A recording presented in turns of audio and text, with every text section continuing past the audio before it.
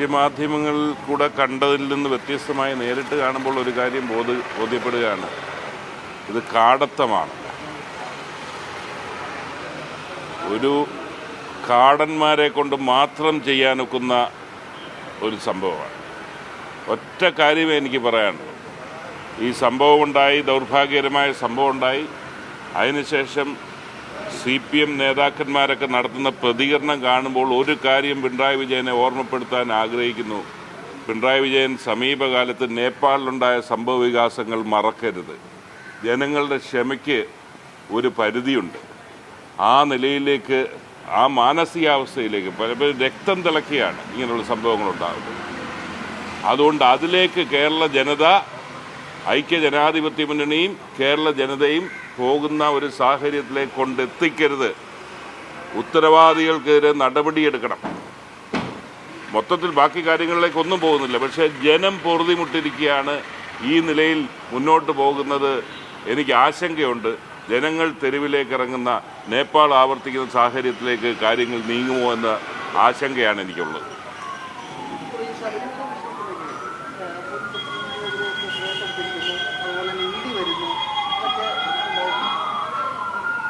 ഇതിലെല്ലാം ഒരു കാര്യം വസ്തുതയുണ്ടല്ലോ, അവിടെ കട്ടു എന്നുള്ളതിൽ ഒരു തർക്കവുമില്ല. ആരൊക്കെ ചേർന്നാണ് കട്ടത്, ആർക്കൊക്കെ പങ്കുണ്ട് എന്നുള്ളതാണ് ഇനി അറിയേണ്ടത്.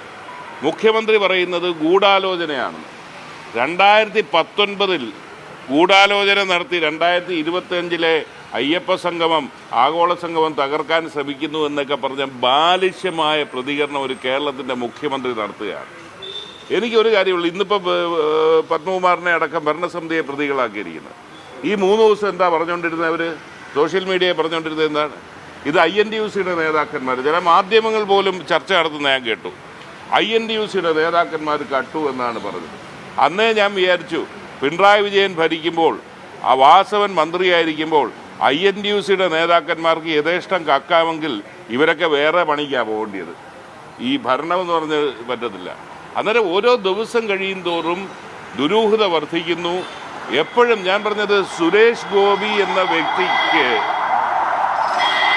പറയേണ്ടി വന്നു എങ്ങനെയാണ് കേന്ദ്ര ഗവൺമെൻറ് ഇവരുടെ രക്ഷയ്ക്ക് എത്തുന്നതെന്ന്. സുരേഷല്ലേ പറഞ്ഞത്.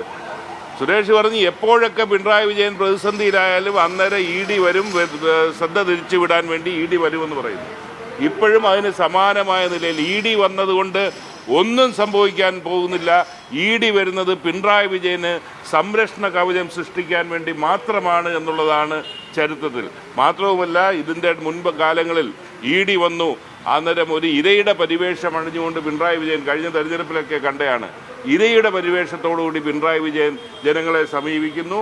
പലർക്കും സിമ്പതി തോന്നുന്നു, പിണറായിക്ക് അനുകൂലമായി തോന്നുന്നു. ഈ നാടകം ഇനിയും കേരളത്തിൽ നടക്കത്തില്ല.